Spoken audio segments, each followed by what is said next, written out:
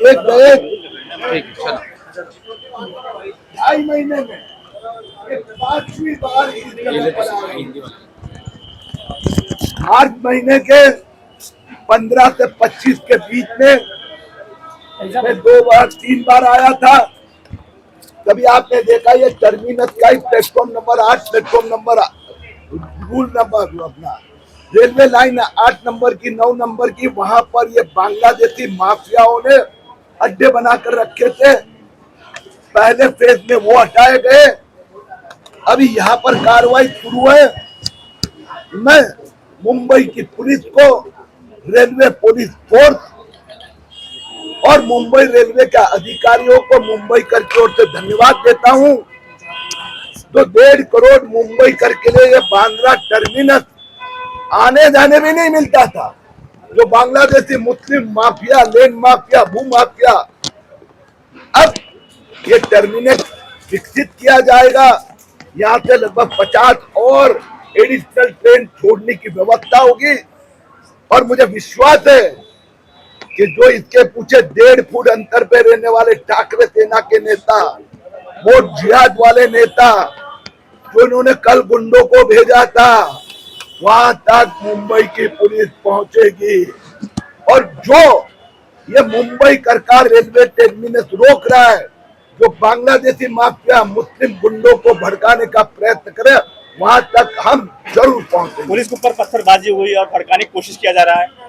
ये वोट जिहाद वाले जो है, जिनकी जिंदगी, जिसने अभी वोट परिवर्तन कर लिया है अपना, अभी आजकल हर एक रंग के कपड़े पहन के घूमते, गोल टोपी पहनना बाकी है सिर्फ। वो है राहुल गांधी। धारावी में जब कोर्ट ने कहा मस्जिद गिराओ, तभी ये लोग 10,000 लोगों को लेकर उतरे थे। कल उनका यही प्लान था, यहाँ लोगों को भड़काना, 5-10 हजार लोग बाहर से लाना। लेकिन इस बार पुलिस सतर्क थी और इसके कारण ये जो जिहादी गुंडे हैं, उनकी मनोकामना पूरी नहीं हुई। सर, ऐसी कार्रवाई धारावी में कभी हो करके इस बार बहुत अच्छी सफलता मिली है। अभी मुंबई महापालिका मेयर के यहाँ मीटिंग हुई, जो 164 जो स्कूल जिहाद वाला मामला है, उसमें गोवंडी और वहां के 65 स्कूल के ऊपर कार्रवाई तुरंत शुरू करने का निर्णय हुआ है। उसमें से कुछ 4-4 माले के अनधिकृत स्कूल है, उसको भी तोड़ने का काम बारिश के पहले हो, ऐसा मेरा प्रयत्न है। नमस्कार। जैसा कि हम सभी जानते हैं, ये जो पूरी तोरक कार्रवाई चल रही है, जो हमारा डिमोलिशन की एक्सरसाइज चल रही है, आज उसका तीसरा दिन है।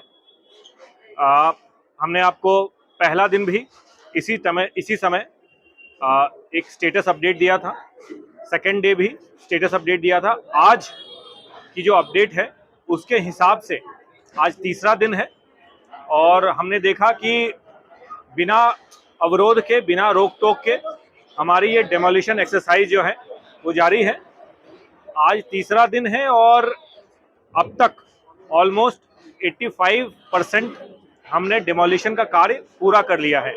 जैसा मैंने बताया था कि जो अनऑथराइज्ड स्ट्रक्चर्स हैं अप्रॉक्सीमेटली 500 के करीब, उनमें से ऑलमोस्ट 85 to 90% जो है वो कार्य पूरा कर लिया गया है, उनकी डिसमेंटलिंग हो गई है।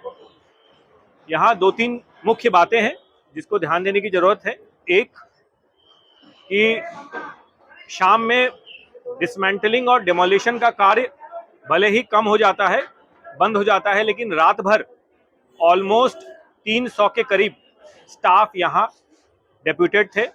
परसों रात भी थे, कल रात भी थे। कल रात की अगर बात करें तो उन 300 में से 250 सिक्योरिटी के स्टाफ थे और बाकी 50 से 60 लोग जो हैं वो पोस्ट डिमोलिशन कार्य कर रहे थे, जैसे कि बड़े मलबे को काट के छोटा मलबा करना, गैस कटर का इस्तेमाल से बाकी के कार्य करना। तो रात भर भी ये कार्य चली है ताकि हम जल्द से जल्द इस कार्य को पूरा करना चाहते हैं। आज दिन भर ये कार्य चला है। ऑलमोस्ट 13 से ज़्यादा मशीनरी, बड़े बड़े मशीन, चाहे वो पोकलेन हो, जेसीबी मशीन हो, गैस कटिंग मशीन हो, उनका इस्तेमाल हुआ है। और जो बड़े स्ट्रक्चर्स जब हमने हटा लिए हैं तो जो सॉफ्टर स्ट्रक्चर्स हैं उसको मैनुअली भी हमने आज तोड़ना शुरू किया। अब तक जैसा मैंने बताया कि जिस स्पीड से हम कार्य करना चाहते थे उसी स्पीड से कार्य हो रही है। रादर कुछ कुछ एस्पेक्ट्स में हम स्पीड जितनी एक्सपेक्टेशन थी उससे हम ज़्यादा स्पीड से कार्य कर रहे हैं। यहाँ हमने 2-3 चीज़ों का बहुत ध्यान रखा है डे 1 से ही। पहली बात यह है कि ये एक सेंसिटिव मुद्दा है, हम सभी समझते हैं। ह्यूमन एंगल इन्वॉल्व है, मानवीय पहलू इन्वॉल्व है और हम हर चीज़ को बहुत सेंसिटिव तरीके से डील कर रहे हैं। जिस किसी व्यक्ति को किसी भी प्रकार की मदद की आवश्यकता हुई, कोऑपरेशन की आवश्यकता हुई, वो हमने किया। अगर कल दिन भर की बात करें तो 2000 से ज़्यादा पानी की बोतलें डिस्ट्रीब्यूट हुई। आज भी दिन भर में इतने ही पानी की बोतलें डिस्ट्रीब्यूट होंगी। ये सारे चाहे जो यहाँ के रहने वाले लोग थे उनके बीच, हमारे सिक्योरिटी स्टाफ, जितने भी लोग हैं उनके बीच जो है पानी की बॉटल्स डिस्ट्रीब्यूट हुई। कल शाम में यहाँ लोग रहते थे जिनको भी रिक्वायरमेंट हुई उनको हमने पैक्ड मील भी डिस्ट्रीब्यूट किया। हम अपनी तरफ से पूरी कोशिश कर रहे हैं कि हम हर चीज़ को बहुत सेंसिटिव तरीके से डील करें और किसी को किसी भी प्रकार की दिक्कत का सामना ना करना पड़े। ऑल द वाइल जो हम माननीय हाई कोर्ट की जो डायरेक्शन है, जो इंस्ट्रक्शन है, जो जजमेंट है, उसको हम भली भांति एग्जीक्यूट कर पाएँ। अभी तक किसी भी प्रकार की कोई दिक्कत नहीं हुई। इतनी सारी मशीन्स, 13 मशीन से ज़्यादा यहाँ कार्य कर रही है। एक भी ऐसी घटना नहीं घटी कि इस डेमोलिशन करते समय किसी को कोई चोट आई हो। हमने भरपूर इसका ध्यान रखा और हमारी कोशिश है कि जल्द से जल्द इस कार्य को पूरा कर लिया जाए। सर, ये मैन्युअली क्यों तोड़ना पड़ रहा है कुछ घरों को? देखिए, जो पोकलेन है या जो जेसीबी मशीन्स है, ये एक पर्टिकुलर टाइप की ही एक्टिविटी कर सकती है। जब सॉफ्टवेयर डिसमेंटलिंग की बात होगी, एक पर्टिकुलर छोटे से चीज़ को ही हमें तोड़ना है या कुछ सॉफ्ट तरीके से तोड़ेंगे, क्योंकि हो सकता है कि पार्ट में स्ट्रक्चर को तोड़ना हो। तो इस सब के लिए कुछ हमारे जो ट्रेंड मैन पावर है यहाँ पे, वो मैनुअली भी अब तोड़ना उन्होंने शुरू किया। सर 15% जो भी जैसा मैंने बताया कि 85% जो है वो कार्य हुआ है। ऑलमोस्ट अब 90% तक कार्य हो चुका होगा।